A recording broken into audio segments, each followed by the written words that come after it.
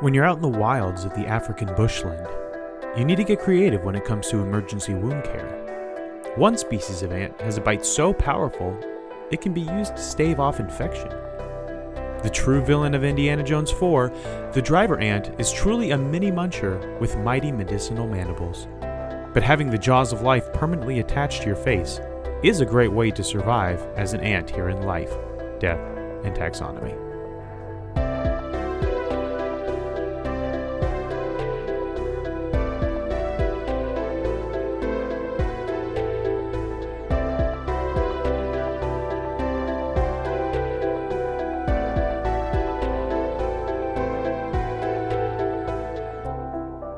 Welcome to Life, Death, and Taxonomy. It's your 30 minutes of interesting animal information. I'm Joe. And I'm Carlos. Thank you to Cassie for the creation of our theme song. To hear more of Cassie's music, please search Cassie Michelle on YouTube or Spotify. And thank you to Johanna for the creation of this week's artwork. To check that out, you can follow us on Facebook or Twitter at LD Taxonomy or visit us at our home on the web at ldtaxonomy.com. And a very special thank you to our patrons, Tristan Taylor, Jesse Raspolich, Carol Raspolich, Paul Chomo, and Richard Kaspar. Thank you so much for your support. It's greatly appreciated. Thanks for helping us keep the lights on. And today we're talking about a small soldier, but more on that later. Small Soldiers, that movie I never watched, right? Yeah, with Elijah Wood and Kirsten Dunst. Is that a kids movie, or is that like one of those adult movies in a kids movies jeans outfit? Yeah, it's a kids like movie. Like that Sausage Party movie. No, it's not like that. It's a kids movie like with some like in the 90s when kids movies sometimes had stuff that was not for kids. Is it good? It's classic. It's been a while since I've seen it. Huh. Small soldier. Well, this is definitely a small soldier, but it's definitely not the smallest soldier. What are we talking about? We're talking about the driver ant. Yeah, Ryan Gosling's favorite ant. Adam Driver's favorite ant. I guess if Luke Skywalker ever married someone, that would be Adam Driver's ant. Yeah. The Skywalker family tree just popped up into my head.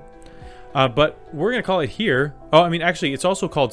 They're also called safari ants, army ants, or siafu, which is fun. They're one of 200 things that could be called army ants. Yeah, army ants are all over the world, and but these are, and they all kind of do.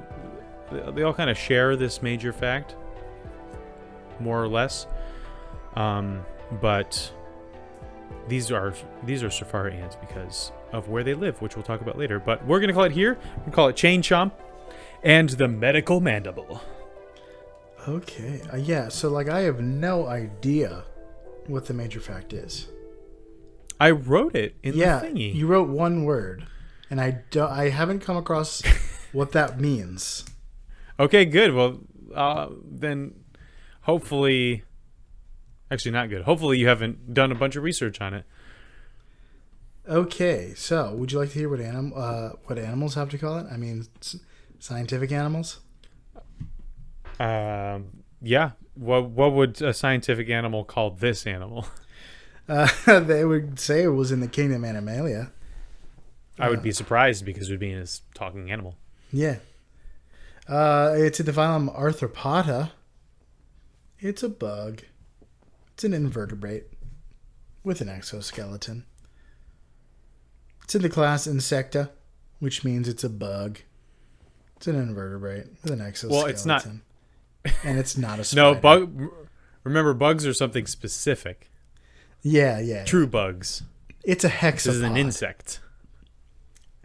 A hexapod. Yes, a hexapod. Arthropod. It's in the order Hymenoptera, which we've done before. We've been here. Mm-hmm. We've been here before. Bees and Vampire wasps and ants. Which you don't think about, but I guess it makes sense. If you look at an ant or a bee or they all have this similar eusocial structure. When you look at the male driver ant, it looks a lot like a wasp. Yeah. Into the family of Formicidae, which is That's ants. Yeah. Ants with a Z, starring Sylvester Stallone. Mm-hmm. Forgot who else was in that movie. It was just him, all of the parts. He's a really talented voice actor. Very, very talented voice actor. Goodness gracious. I have not given him his due. It's in the genus Doralus. And then the species is Gribble. D. Gribble. Just kidding. It's the genus is Rusty and the species is Shackleford. Actually, it is Doralus griboidoi. Gribadoi. Gribadoi. Doralus gribadoi. So, since we're in the business of naming things, it's time for my favorite part of the show, critter groups. The part of the show where I ask you, Joe, a question, and that question is the same every time. What is the name of a group of this animal? What is the term of entry? Or what is the collective noun? We've done ants before, but I don't think we've done this one. Or this collective noun. So, if you saw a group of ants, which, if you see one ant, there's a good chance you're probably seeing a group of them. Is it A, an army of ants, B, a battalion of ants, C, a coalition of ants, or D, a defilade of ants? An army of ants, I guess. They are army ants. It's got to be an army. Final answer. Ding, ding, ding. You're correct. I thought I would have gotten you with that because it does say army ants. That's like an army of army ants. Like Plus, army is too used dumb in other terms of entry. Yeah, and that usually turns you off to it. Nope, not this time. What was the last Usually one when you I did? use, if I use something for army, I think I used army for the last one. And you're like, nope, that's for frogs. Move on. And I was like, So I thought for sure I'd get you with this one. But oh, well. What was the last Good one job. you said? Defilade. I What's was trying that? to think of a military term that started with a D, and it's not a military term. It's a big crater. I remember from Saving Private Ryan because a mortar created a big crater, and they kind of all went into it, and they called it a defilade. When they stormed Normandy Beach. But, yeah, so it's an army of army ants. Yeah. That's just that's just the collective noun zoologists and the taxonomy zoologists just high-fiving each other all around. Wait, you called it an army? I called it an army. Yeah. High five. Great minds think alike, bro. Would you like to have it described to you? Sure. Well, it's an ant. I knew it. So, yeah. Done. Have you ever been to Krispy Kreme? Yeah. It's tasty. The driver ant is a brown ant with a head that is wider than its body. That is true of the soldiers, not necessarily of the workers or the queen. Right. The workers look like typical ants in terms of proportions and shapes, and they're smaller than the workers, and they're brown to auburn. So they could be a reddish brown, but mostly just brown or a light brown in terms the workers are a light brown. They have small tufts of blonde hairs, which is funny and gross. There's one picture on Ant Wiki for this page where he's got like a little goatee, a little wispy goatee and a tuft of hair on top. They're like little magicians. Yeah. They're just tufts all over the place. When I think of magic, I think of tufts. That's for sure. Queens are larger and thicker of body, and they're winged. They really look like a wasp. Are you sure it's the queen? Pretty sure, based on the size of it. But Because males the also look males, like wasps. yeah, males are huge, like wasp-looking things as well. Oh wow, maybe it was the male I was looking at. But that brings us to their size. We've danced around it. Let's get right to it. Welcome to the Beloved Measure Up segment, the official listener's favorite part of the show, the part of the show that's introduced by you when you send in audio of yourself saying, singing, or chittering the words measure up into ldtaxonomy@gmail.com. And it's also when we present the animal size and dimensions in relatable terms through a quiz that's fun for the whole family. We don't have a new Measure Up intro this week, which means we get to look back in the archives at our greatest hits. Okay, without further ado, the listener's favorite part of the show. Measure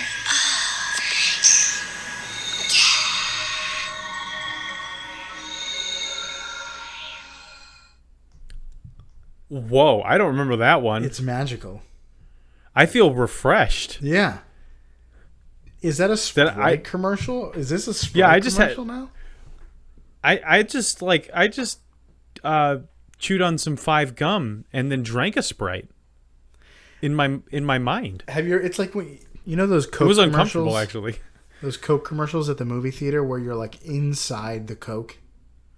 Yeah, and they really like the sound of the cup filling up and the bubbles and the ice clinking is like, please leave the theater right now and go buy a Coke. Stop making these like weird comedy or like silly like ads and just start making these tactile ASMR ads. It really is ASMR. I don't know what they're doing these days. I haven't been to the movies since the beginning of 2020. But so I don't remember them being funny. Oh, there was one where commercials there was a general. guy who was standing and he was trying to. It was an ad for their sound system, and he was surrounded by a bunch of unicorns that were charged with electricity, and he was like, "Feel the power!" Yeah, he's wearing a lab coat with goggles, and I was like, "This is a really weird commercial." But it's great to do that kind of thing in a movie theater because, like, you're also using the surround sound of the movie theater. Yeah. And the visuals of the big screen. Keep doing that. That was a good commercial. I'm not gonna drink a Coke. Yeah, about really, it, the only thing. But it was good. Oh, and then they also pop the popcorn. You can hear the popcorn like scrunching up against each other, and it does make me consider it. But then I'm like, then I'd have to get up, and no, I'm not going to do that. The movie's starting. Yeah. Anyway, that was from Joy, and she says this one has magic, and Laura chimed in. That one did have magic. Thank you, Joy and Laura. That she sent in many over the years, and they are good. They are all good. Let's talk about the length of a worker. They're about 8 millimeters. Hard to find because bug researchers refuse to measure things. But they only measure like mandible size. Yeah. But ant researchers are usually pretty thorough. People love ants. So it's based on like I saw a picture with like what 2 millimeters looks like next to it, and did some like guesstimation. So they're about 8 millimeters. Okay. 8 millimeters. So how many driver ant workers go into the length of the largest cereal box? Here's a hint. The box was a Poppins Flakes box that was made by the Dayer International Food Company in Lebanon. The record for the largest cereal breakfast was also broken at the same event in 2016.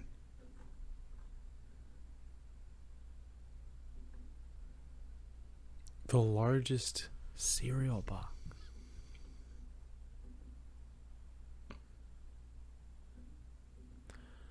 Um,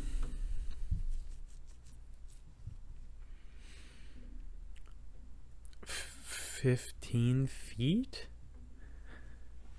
That's a big cereal. This is one of those things where it's like I have no idea. Either it was Ted made one in his garage, and it was 10 feet tall, or this small Midwestern town got together and made one the size of a building. And I don't know which one it is. Well, you know who made it. It was the company that makes the cereal. Yeah, but how much are they going to spend on this marketing ploy? What was the company again? Dare International Food. Dare. I don't know these that flakes. Poppins flakes. If It's in Lebanon, if it was Kellogg's, I would be like, oh, it's probably 100 feet tall. But it's in Lebanon. I'm gonna say split the difference and call it 30 feet.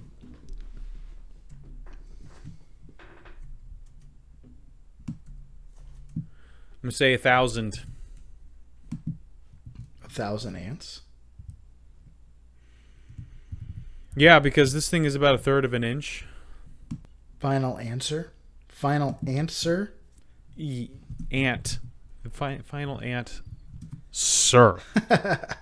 The correct answer. and or madam. The correct answer is 402 and a half ants. I would have gotten it right if I went with 15 feet like I initially thought. Well, it was 10 feet. Darn it. 10 feet 6 inches. Really? 3.22 millimeters. 3.22 meters. Sorry. I would have been pretty close. I would have gotten a nursing school victory if I had gone with 15 feet. Yeah. That's cool. That was quite a box you were envisioning. I know. It's again, the what I had in my head was the snowman one, where it's like the world's biggest snowman was like 200 feet tall. I was like, what am I supposed to? How was I supposed to know that was even possible? Well, like the record for the most amount of people gathered to eat a cereal breakfast was also broken. I feel like that might have been broken many times at like large continental breakfasts by accident. That's an easy one to break. Yeah. You just get more people. You just hand out more cereal at bigger concerts. Yeah. Everyone gets a free That's bowl all you of have cereal. to do to qualify for this world record. And it has to be a band that doesn't have a large amount of gluten-free fans. Yeah, so disturbed concerts. You're not going to find a lot of gluten-free fans as long there. as it's not gastrointestinally disturbed. If I have to eat something that's gluten-free, I will be gastrointestinally disturbed. Let's talk about the width of a... It said a large worker. I think that means a soldier. I think soldiers are technically workers because they do work. They are not the queen or the males. So they are workers, right? But there are specific There kinds. are drones. That's bees. No, this is the driver ants have drones as well. Aren't those the males? That drones are larger than the soldiers, and the queens are larger than the drones. But drones are the males that just they exist to make more. I believe the drones I believe the drones are the workers. I don't think that's right. But let's talk about the width of these the wide-headed ones, which are the soldiers. They're 3.92 millimeters. So how many driver ant heads go into the width of a queen-size bed? Okay. Here's a hint. A queen-size bed is 80 inches long. The same length as a king. So I always thought like that a king was bigger in every way. But no, they're just wider. Okay, queen size bed. I sleep on a queen size bed, so I should know this one. I should at least get a nursing school victory here. Okay, so I think the width of a queen bed is probably about 6 feet. No, it's probably not that much.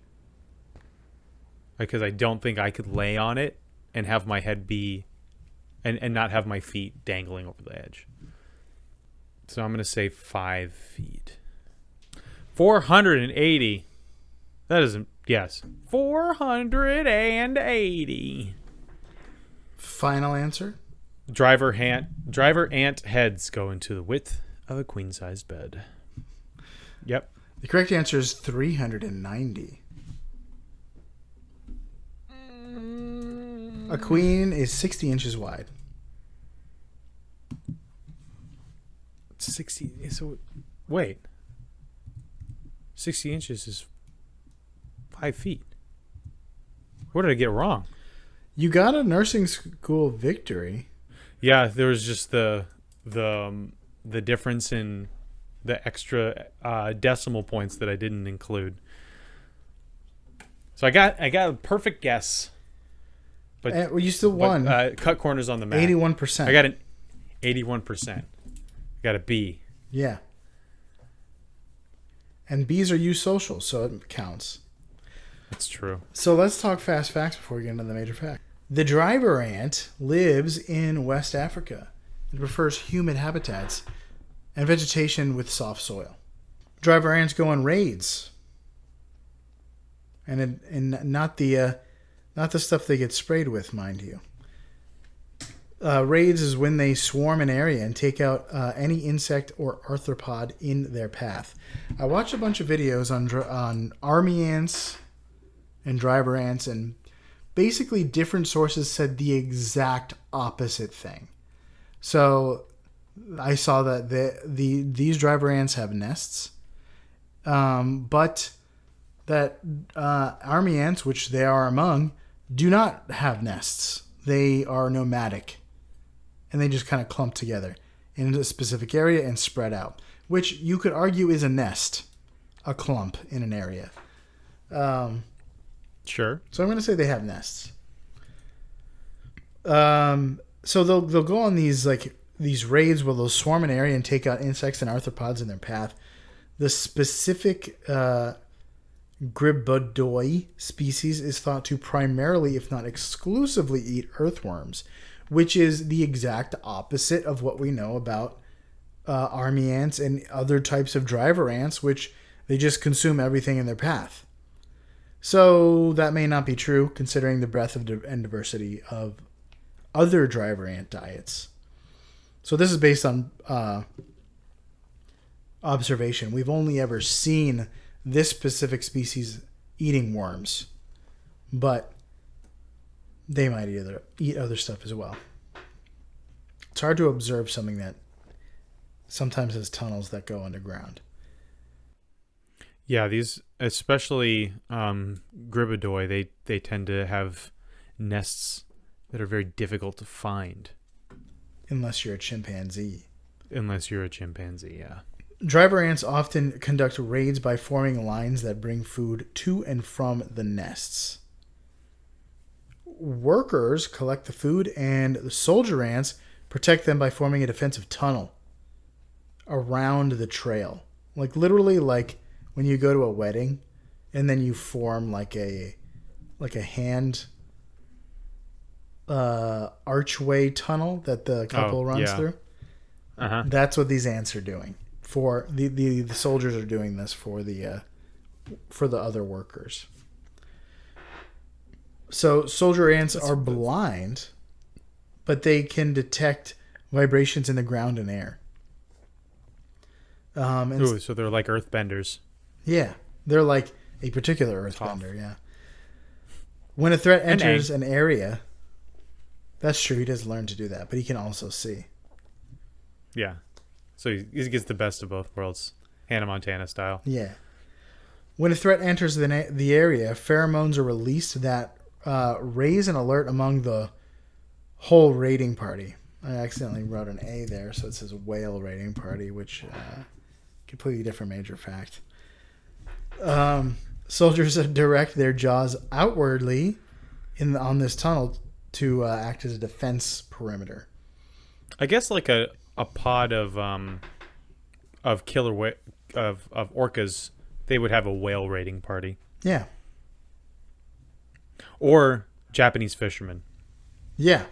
They would have a whale raiding party as well. Captain Ahab. And the Sea Shepherd would clean them up. If they are on a raid and come across another ant colony, they will go to war. Ants, in general, conduct major wars all over the world and compete for territory under our feet. There's a video game called Sim Ant that I played a lot as a kid that was this. You played as either black or red ants, and you waged war against the other one underground. And it was a lot of fun. So here's another thing that I came across that was just completely opposite, conflicting information. One source said that army ants particularly go to war against other army ants. But then another source said army ants specifically do not go to war against other army ants. These entomologists need to get their act together. Yeah. But it could be that like specific species, when they come across very closely related species, do not fight each other. So in their territory, they often live in human villages. And they have embellished legends about them, like they attack children in their bed and, kill, anyone who gets in their way and crosses their path, which is not true. They can bite through human skin, which can be very painful because it's like you're basically getting pinched and it's breaking the skin. But bites are... Yeah, have you seen Indiana Jones and the Crystal Skull? That's the most horrifying scene of all of those Indiana Jones movies. And the most accurate, except for it probably isn't. But where a Nazi gets eaten by driver ants? No, a Russian.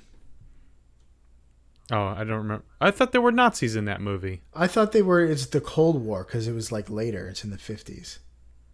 Yeah, but there's always like a sect of Nazis that are still trying to find artifacts. But doesn't the main lady, isn't it Galadriel? I mean, you might have a Russian accent.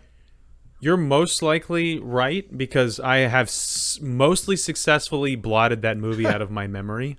The only things I remember are Shia LaBeouf swinging through the trees like George of the Jungle, and the guy getting eaten by ants, and then also Indiana Jones surviving a nuclear blast by hiding inside of a refrigerator. Yeah.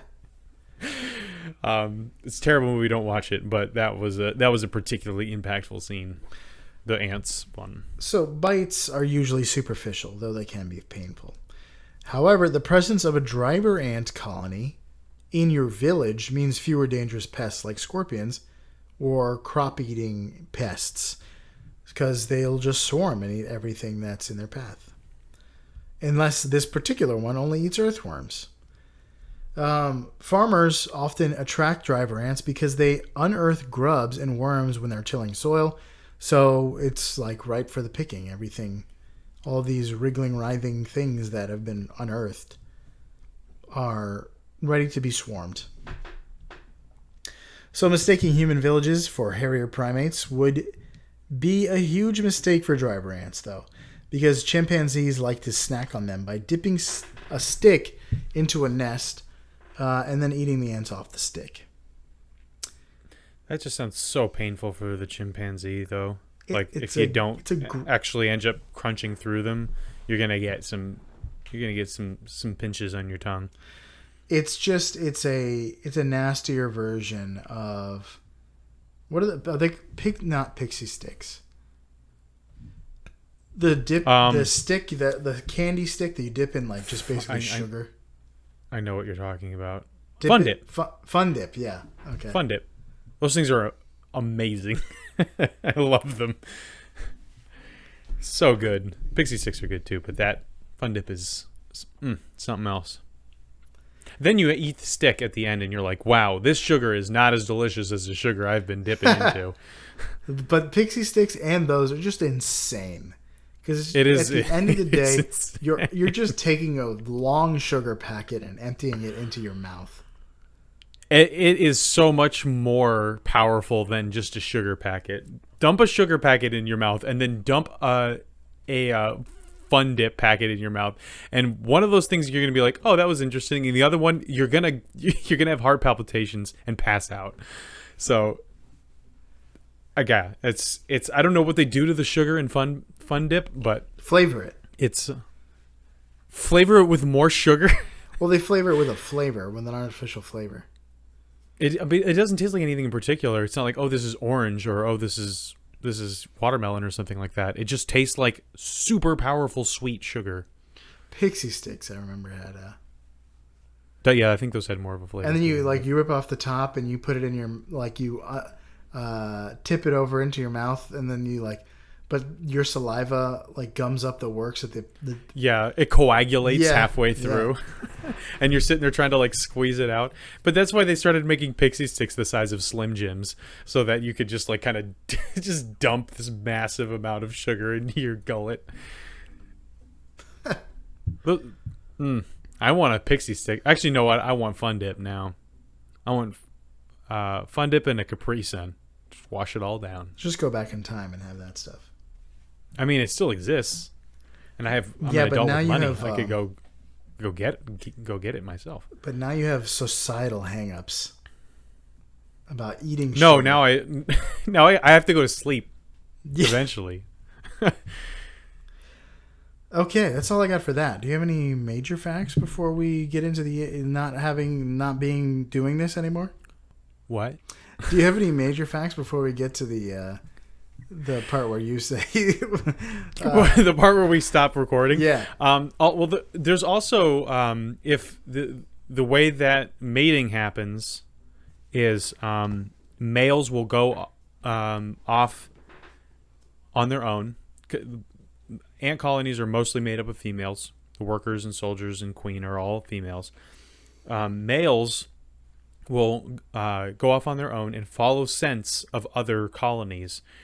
And when it encounters a colony, the colony will rip off his wings, and the Wickersham brothers just carry him to the queen, where they will mate, and then the male will die, and then the queen will lay, according to this, a million eggs a month. Wow. Which is bonkers. But the major fact is that driver ants have insanely powerful bites for their size, and that has proven to be really useful to the people that live around these guys. So Justin Schmidt, an entomologist who created the Schmidt Sting Pain Index. Schmidt happens. Which I highly recommend people look up. I should put a link to this in the I'll add a link into my notes. We should add it into the in online. But it's hilarious. This guy has purposefully stung himself, or gotten stung, and recorded his own experience with these various insect bites and stings, and he describes them. It's just so good. This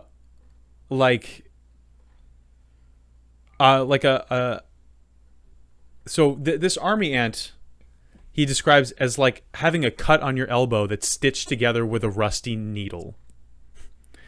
A paper wasp sting is like a burning, throbbing.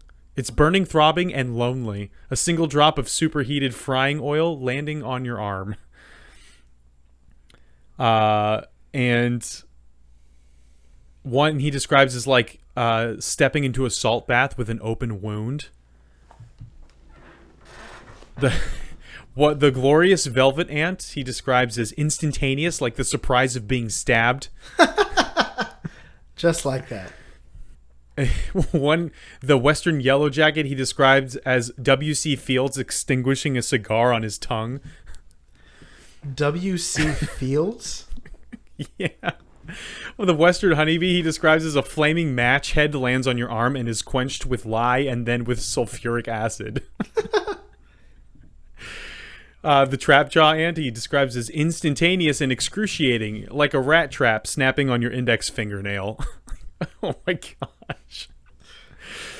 And with the warrior wasp, he says, torture. You are chained in the flow of an active volcano. Why did I start this list? This is on a website that ends with .uk. This is official stuff. One he describes as walking over flaming charcoal with a 3-inch nail embedded in your heel. He gets descriptive with some of these pain things. But he did some extensive research. Justin did on the driver ant and how it's used, specifically by East African tribes, like the Maasai tribe. And so, among other groups, the Maasai tribe will use the driver ant as a natural suture if they're wounded. So, this is a very primitive tribe. They don't have technology. They just they live out in the African bush. If they get a gash, then it's very likely to get infected.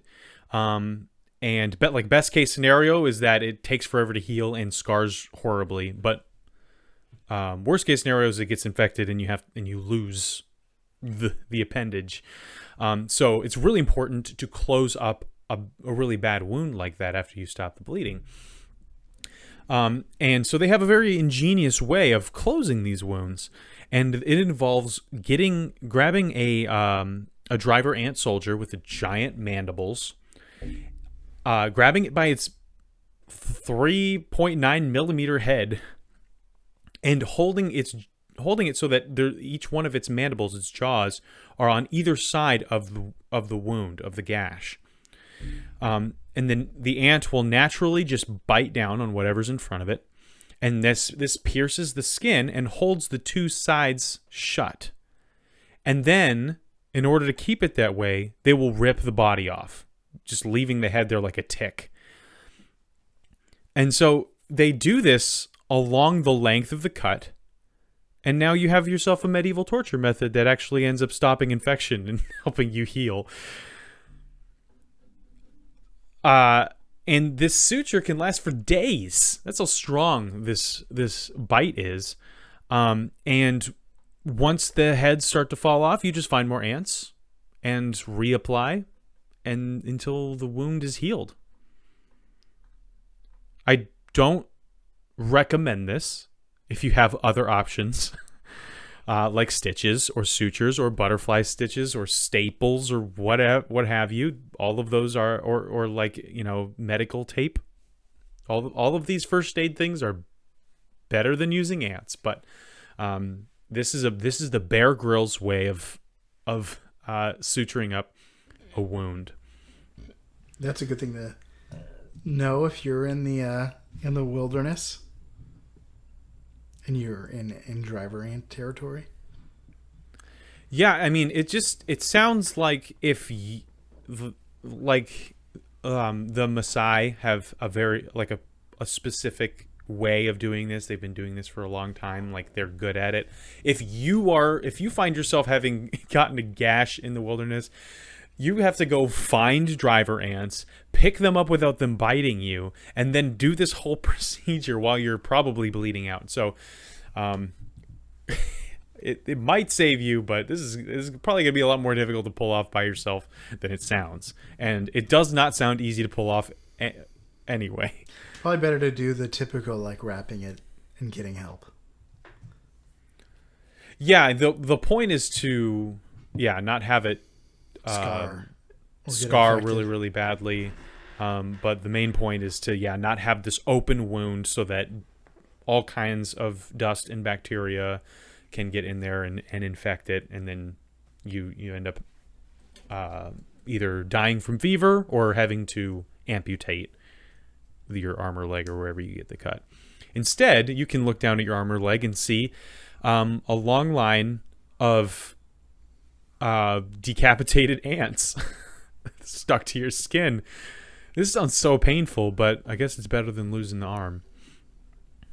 Yeah. But yeah, this major fact is called Snitches Are Stitches, by the way. Instead of Snitches Get Stitches, which is, if bullies had a flag, a national flag, that would be it. that would be their motto. If you could just put Snitches Get Stitches in Latin, that would be their their motto. And bullies and gangs. Yeah, I ain't no snitch. I highly recommend everybody look up this pain index because I was not anticipating it being as informal as it is.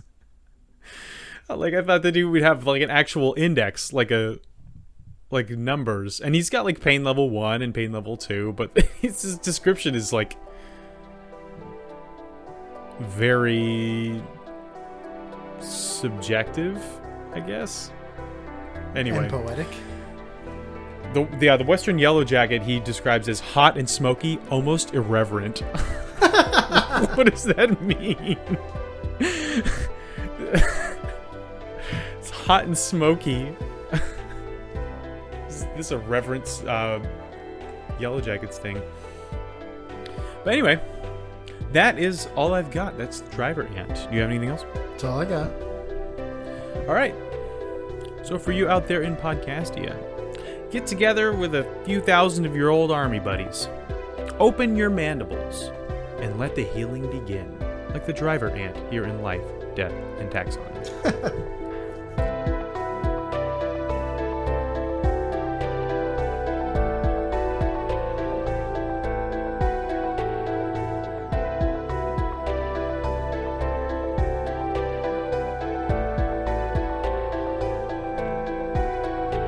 Hey Taxonomy Titans, I just want to remind you that we now have a Patreon. Patrons can see full video episodes and get shoutouts on the show. But ultimately, it's a way for you to help us cover some costs and get even better. Still, reviews are the best way to help us grow. So if you haven't left one yet, we'd really love to hear from you. As always, thanks for listening and engaging.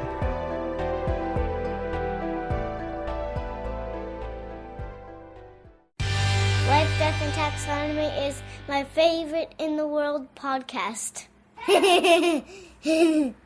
That sounds that if you said open up, it would sound like a PTSD support group.